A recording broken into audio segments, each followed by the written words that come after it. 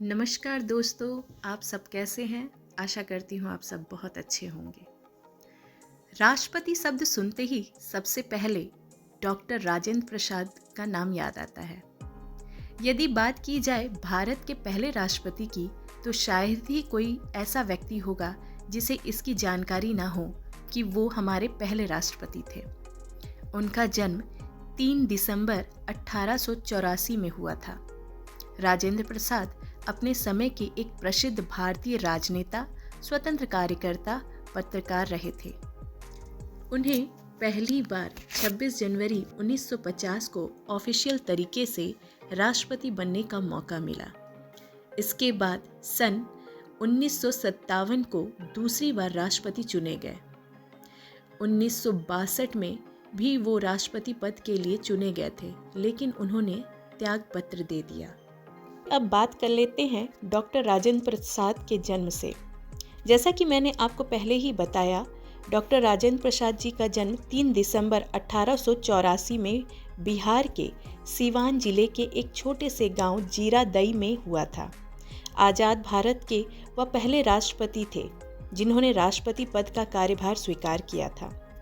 अपने जीवन काल में डॉक्टर राजेंद्र प्रसाद को राष्ट्रपति पद पर 2 बार कार्य संभालने का मौका मिला। भारत के प्रथम राष्ट्रपति डॉक्टर राजेंद्र प्रसाद एक विद्वान और दृढ़ पुरुष थे। उनकी शिक्षा की बातें करें तो शिक्षा पुणे में हुई थी। पढ़ाई में वो काफ़ी होशियार थे। उनके पिताजी महादेव संस्कृत और फ्रेंच के विद्वान थे।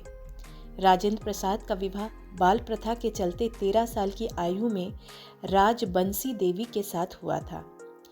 राजेंद्र प्रसाद की 3 बड़ी बहनें थीं।